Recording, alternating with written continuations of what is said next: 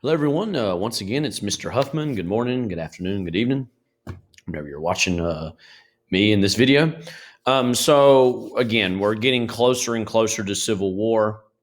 Where we last left off, there was that kind of fight, that caning of Charles Sumner in the House of Representatives by Preston Brooks. And so the temperature is getting much hotter and hotter, seemingly by the day, almost by the hour in the mid to late 1850s, and that crisis is going to deepen even further today. But out of that crisis does come a legacy that's still very much alive today, and is finally getting us closer to that Democrat and Republican divide with the birth of the Republican Party. Now, remember, as I said in the last lecture, the Kansas and Nebraska Act kind of had split the Whig Party, and the Whig Party was largely the party of, if not right, abolition, those who were saying we don't need to at least put slavery in the West. So some were calling for abolition, some were more moderate and saying, no, maybe we don't need to do that. They would just need to make sure slavery doesn't go west. So Northerners are kind of at this point against the Kansas and Nebraska Act. Southerners are for it. And so a lot of these former Whigs and members of the Free Soil Party, which was a much smaller party, not nearly as influential as the Whigs. But again, they were saying any new territory that we go out west does not need to have slavery. And even some Democrats who are growing more and more disgusted and outraged by slavery. This little coalition of people are going to break away, and during the congressional elections of 1854, and all these coalitions of different people all finally come together and create the Republican Party. And again, this is the Republican Party very much in existence in 2020. And so they wanted to, when they were thinking of names, they wanted to go back and revive Jefferson's old party, that, the old Democratic Republicans that they called themselves mostly Republicans all the way back in the late 1790s, early 1800s. They wanted to bring that back because they thought this is almost the next phase of the American Revolution, right? We need to bring back that energy of the American Revolution and put it towards this issue of slavery. So they were very intentional when selecting that name, and they wanted to draw those historical echoes to the time of Jefferson, which is a little bit ironic because Jefferson himself was a slave owner who would have been very much a Democrat of the 1850s. But nevertheless, it's something that they're going to pull from. Okay. And they're also, it's not just purely about we don't need to let slavery exist in the West or even maybe in the South. They're also scared that the Southern aristocracy, the rich and the elite in the South, are taking too much control over the federal government, that they wield an unhealthy level of influence. So they want to kind of break through that as well. Now, again, they don't totally agree on abolition. Some of those Whigs, they're going to be more for abolition. The Free Soilers, meanwhile, and the anti-slavery Democrats are more saying, well, maybe we just don't need to let slavery spread out west. Nonetheless, they do agree that we don't need slavery out west. But when it comes to the American South, they're a little bit divided at this point. But Republicans are going to make some great strides in the 1854 elections amongst Northern voters. So the Republican Party, as you can imagine, going to be very popular in the North. Meanwhile, the South is going to be dominated by the Democratic Party because, again, the Democratic Party at this point is the party of slavery.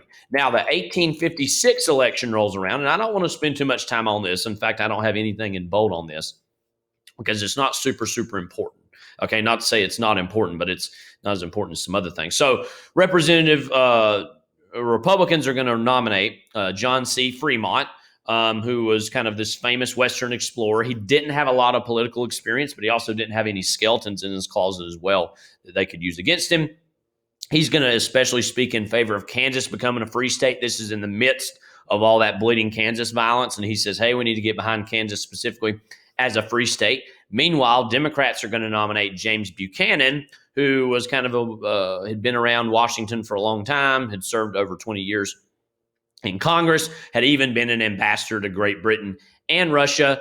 And he's in general in favor of keeping the status quo as it is as a Democrat. He wants slavery to keep existing, and he thinks slavery should even be decided by the Supreme Court. The American Party, that know-nothing party that I mentioned in last unit, they're actually going to nominate Millard Fillmore, who actually was a former president. I didn't really talk about him. He wasn't super important.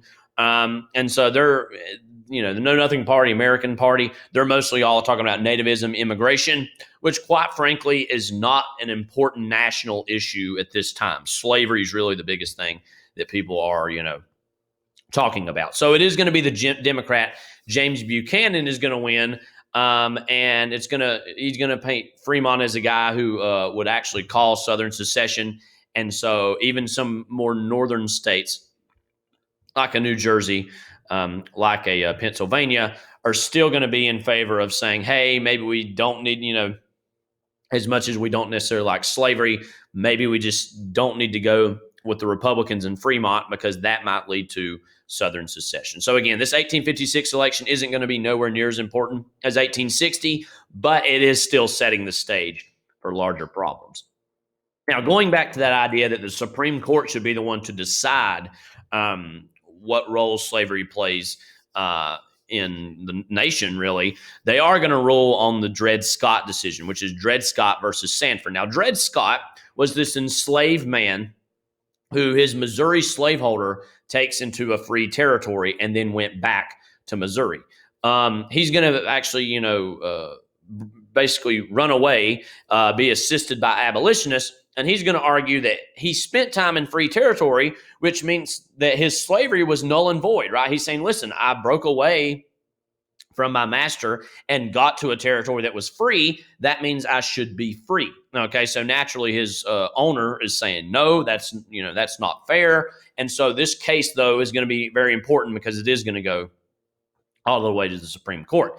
Chief Justice Roger B. Taney at this point, he delivers the majority opinion, which means, of course, this is what the decision is going to be. And he rules against Scott, saying that no, African Americans are not lawful citizens. Therefore, they couldn't even sue in federal court. So this is a big loss for the abolitionist movement and for the larger anti-slavery movement. Okay. So also it takes issue with the Missouri Compromise bans on slavery in Western territories, just saying that might not be constitutional. And more than anything, it's just going to further politicize this sectional conflict already going on. So the Free Soilers are going to be those, again, in the Republican Party saying that, listen, slavery shouldn't exist in the West. That should be protected. But now Dred Scott says, no, maybe this, all these things about slavery being banned in the West is possibly unconstitutional. So that's kind of a big loss, again, for the abolitionist side. And so, again, this Dred Scott's decision is very important because more than anything, and this is going to take some time to kind of reverse this horrific decision, it says that Scott, as an African American, is not a lawful citizen, that he is a piece of property. He is not a lawful citizen on his own accord. And so, again, that's going to be a big problem when it comes to trying to stop slavery in the West, certainly trying to stop slavery in the South. So Republicans realize we need somebody who's going to be able to pull all of these people together, right? Because we still have these Whigs, they want to outright abolish slavery. But then you have those more former Democrats who aren't necessarily for abolishing slavery, but saying it doesn't need to exist in the West. But they said, listen, we lost New Jersey, we lost Pennsylvania. We need some kind of a candidate who's going to be able to pull together all of, these various people when it comes to finally winning an election. Because if we're not able to win all the northern states, then we have no shot at getting back into the White House. Okay, so especially they're like, we need a candidate who could beat Stephen Douglas in Illinois, who's the rising star of the Democrats, who the South really like. Okay, so while Douglas is from Illinois, the Southerners really like him. And they're like, we need somebody that's going to be able to counteract his popularity and be our rising star, our superstar. So this is in the midst of Kansas still being embroiled in these pro and anti-slavery, not only debates, but outright violence. In 1857, while it drafts its constitution, President Buchanan and the Senate are going to back those pro-slavery voices, but the House of Representatives do not. And so quite literally, fistfights continue in Congress over this. Okay. Surprising Southerners, though, Douglas is going to refuse to support the pro-slavery Kansas delegation. So these Southerners who had put all this trust in Douglas, all of a sudden he's coming out and saying, no, you know what? I'm not going to support this pro-slavery Kansas delegation. There's Stephen Douglas there. And so Kansas holds yet another referendum and finally decides overwhelmingly they want to be a free state. Okay. And this is going to be a problem because the Democrats in Congress, they know that the numbers are going to go against them. So they try to block Kansas joining the United States because they know that that would reverse the power of the Republicans at this point, right? Or the anti-slavery voices. So in general, again, there's a lot of confusion here about, okay, Kansas voted to be a free state, but then it's not being let into the United States due to Democrats blocking it. And again, Republicans are like, this Douglas guy's a rising star. We need somebody who's going to counteract that. Who's going to be that person on the Republican side that can kind of go toe-to-toe with Douglas and be an important voice for the Republican Party?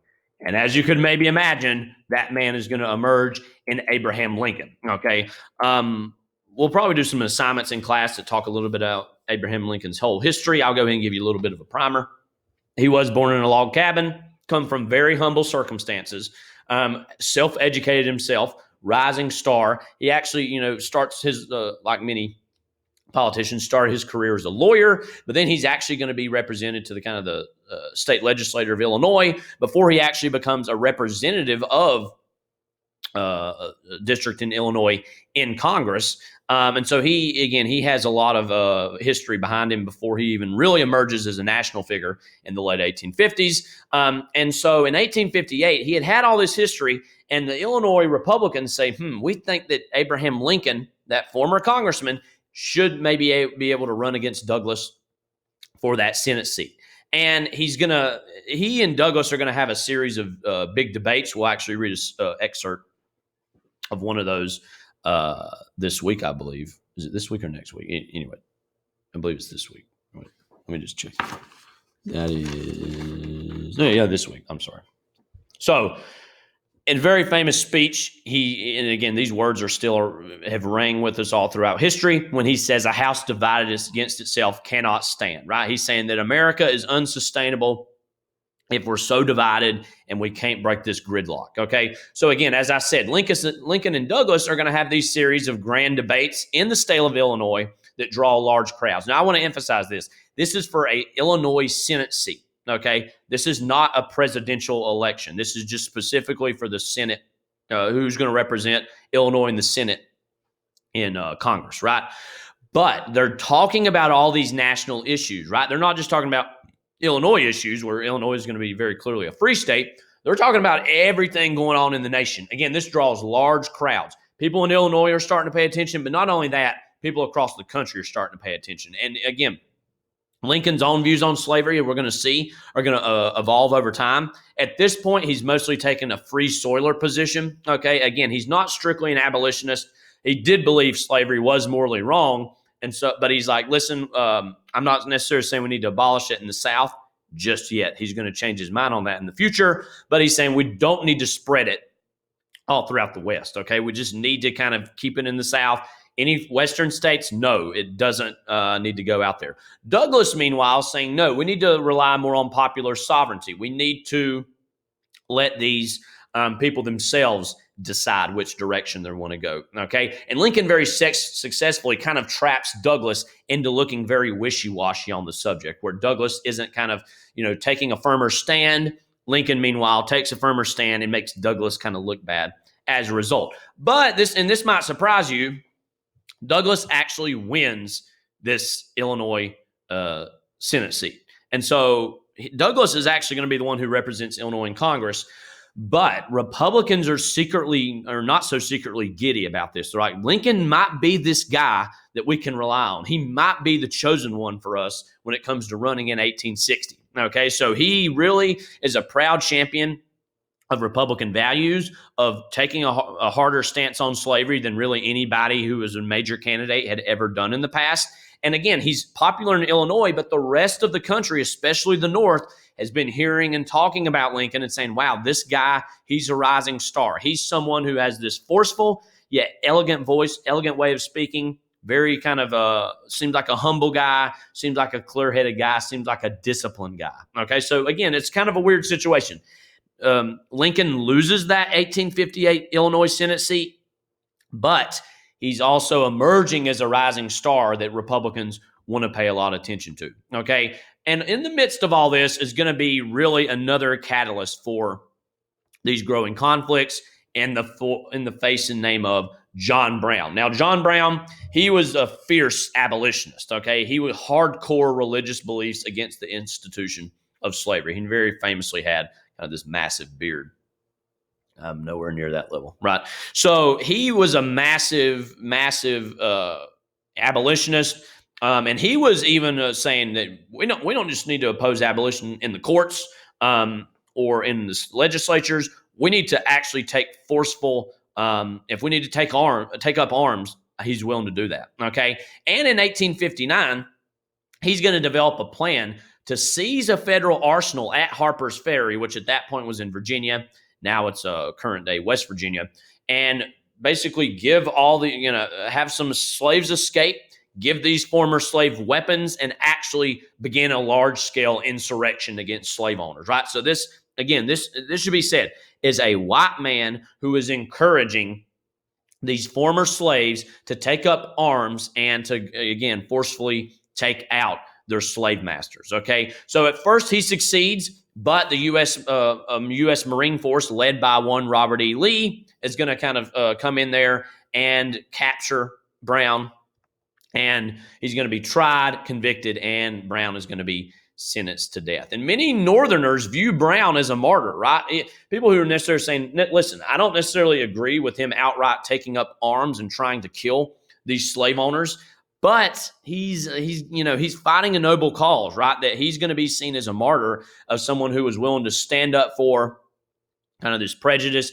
this system of systemic racism. And he died as a result of that, but he stood up for a worthy cause. A lot of Northerners are saying that. Naturally, Southerners are outraged by this. They not only think that he was a villain and that he was better off dead and that he needs to be taken care of. A lot of Southerners thought this was a larger plot against them, that he wasn't necessarily a guy who was kind of acting on behalf of the government of the Union, but that he represents this larger force against them, right? And in many ways, they're kind of right, but it wasn't officially organized by anyone. Brown himself took up arms against them. So I want to just I want to end on this note. This is Brown here, kind of, again, massive beard, massive kind of abolitionist who really took up religious language to articulate his points. And I actually, again, got a little quote here I want to read from you. And he said this kind of in the last days of his life, after he had basically been tried and convicted, and asked about, why he did this or what his justifications for it are. This is Brown's own words. I'll read for you here real quick. I believe that to have interfered, as I have done, as I have always freely admitted, I have done in behalf of God's despised poor. I did no wrong, but right.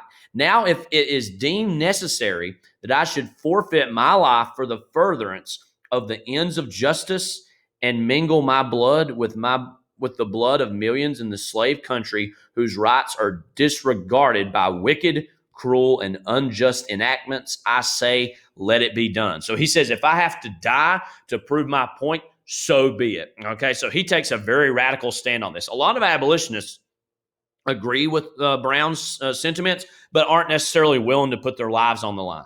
Now, a lot of them are starting to change their minds and like, wow, look how brave Brown was. He stepped up and tried to actually change this system, and he may have died in the process, but this is going to get abolitionists more fired up and ready to take up arms possibly themselves to make sure slavery is an abhorrent institution is gotten rid of. Okay, so we're kind of in it on a cliffhanger here, and you can probably expect where that cliff is going to take us next time. Okay, so this is Mr. Huffman signing off. As always, if you have any questions or comments or concerns, feel free to reach out to me and let me know those. Take care.